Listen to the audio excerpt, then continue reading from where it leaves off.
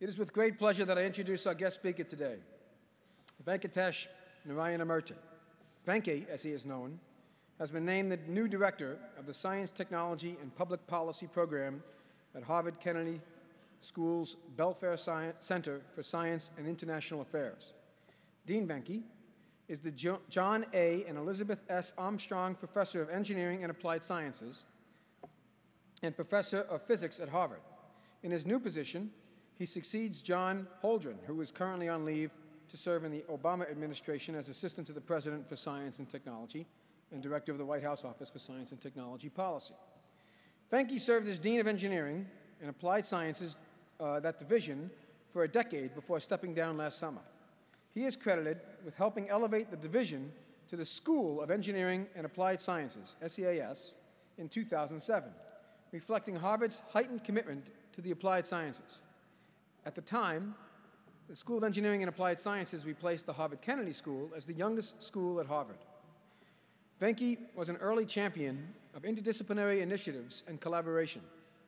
He has worked with colleagues in Harvard's Faculty of Arts and Sciences, Harvard Medical School, Harvard Business School, and the Harvard School of Public Health to establish new partnerships and build relationships that transcend traditional academic boundaries.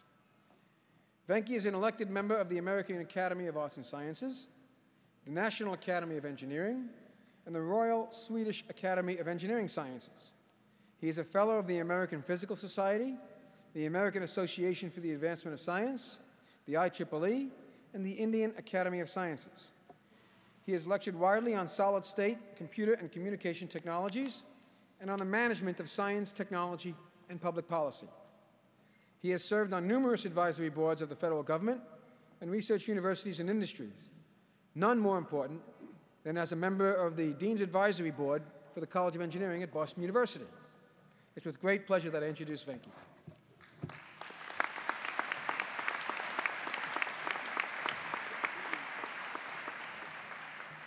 Thank you.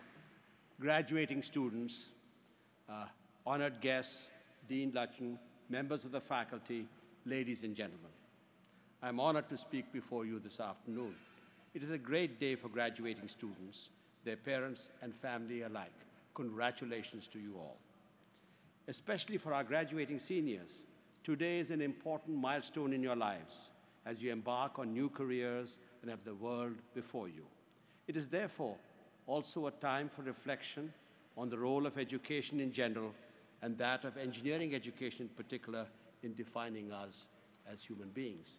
Your student speaker actually did a wonderful job in defining what you had learned at BU, so in some senses, I'm only going to repeat what you said. Throughout human history, engineering has been a driver in the advancement of civilization. From metallurgists who ended the Stone Age, to modern shipbuilders who brought the world closer together through maritime travel. After all, Columbus was wanting to go to India and discovered America with the big ships which they were created, to great inventors like Thomas Edison and Alexander Graham Bell, who invented the light bulb and the telephone, respectively. Bill Wolfe, immediate past president of the National Academy of Engineering, has said that science is about what is, and engineering is what can be. Throughout recorded history, engineering has been an agent of change. It has always been about putting knowledge to work and to practical use. The pace of change quickened with the Industrial Revolution in the 19th century, which saw the widespread use of power tools, the development of steam engines, locomotives, and railroads. It was during that period applied science and engineering science began to be established as intellectual disciplines in the leading universities of the world. Early applied science departments were established in Germany and France, and in New York, West Point was actually the first engineering place in the United States, and which graduated the first Army Corps of Civil Engineers back in 1870 or something. And in New England, the Lawrence Scientific School at Harvard and institutions such as MIT were established. The perception of an engineer changed from tinkerer to educated professional. With the development since of fields, standards, societies, awards, and much else, the professionalization of engineering was established, and the professional engineer gained status as a provider of excellent technical service. In 2009, we find ourselves in the midst of another marked shift with the advent of the digital age and a knowledge revolution.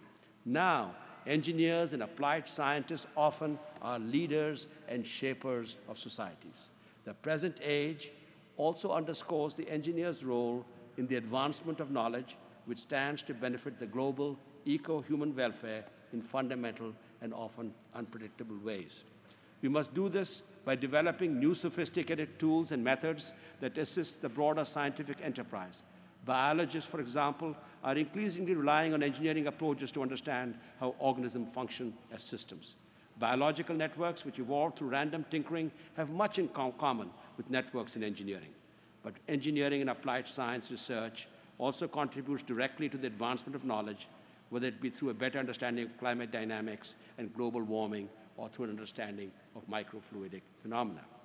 At the same time, solving complex real-world problems is a direct service to society and will always be central to the engineering enterprise.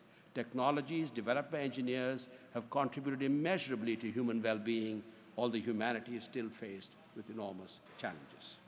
The hyper-specialization of fields, which helps us add to and sort through the abundance of knowledge, also demands that we go beyond a stovepiped world. We must collaborate, integrate, and synthesize to solve problems that transcend narrow knowledge domains.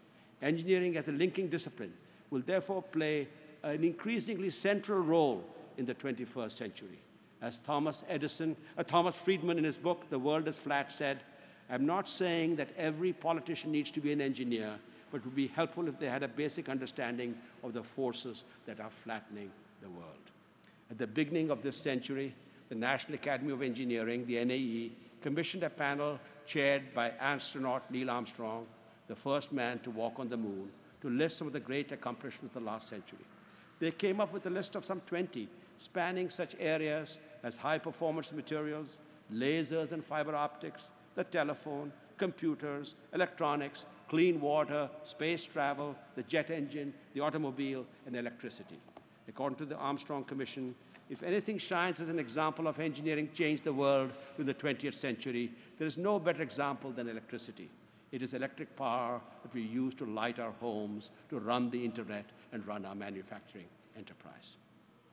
As we complete the first decade of the 21st century, the NAE convened another panel chaired by former Defense Secretary William Perry to list what may be the grand challenges for engineering. Their list includes broad realms of human concern: sustainability for a planet with finite resources, human health, vulnerability to all kinds of terrorism, to simply the joy of living. Some of the challenges include making solar energy more economical, provide energy from fusion, provide access to clean water, advance health information, engineer better medicines, reverse engineer the brain, prevent nuclear terror, secure cyberspace, advance personalized learning, engineer the tools of scientific discovery. This change in context to the great challenges facing society in turn demands that we prepare our students for this shift, from professionals to leaders, from providers of service to creators of value, from expert guides and master builders to explorers, discoverers, synthesizers, and innovators. Above all, we must remember that predictions about the future are always hard to make and fraught with danger. What we know is that discontinuous change occurs in an environment which encourages cross-pollination and openness to new ideas. History is strewn with famous examples of great leaders and institutions which were unable to adjust to the change or foresee the future.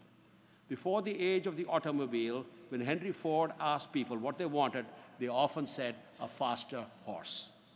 Just before World War II, the founder of IBM, Thomas Watson, predicted there would be a world market for about 5 computers.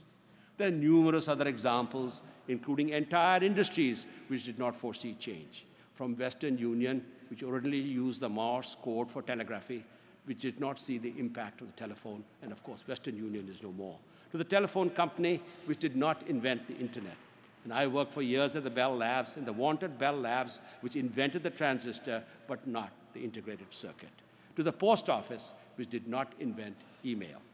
In the internet era, when information travels even wirelessly at the speed of light, the pace of change has accelerated enormously, and the future promises to be even more adventurous than we can ever imagine today. As Antoine de Saint-Exupéry said, as for the future, your task is not to foresee it, but to enable it.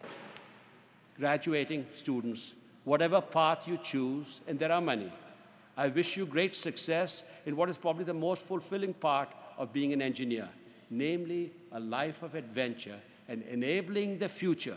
And as my hero, since I worked for so many years at Bell Labs, Alexander Graham Bell said, leave the beaten path, delve into the woods, for you certainly will see something which you have never seen before. Good luck in everything you do. God bless. Thank you.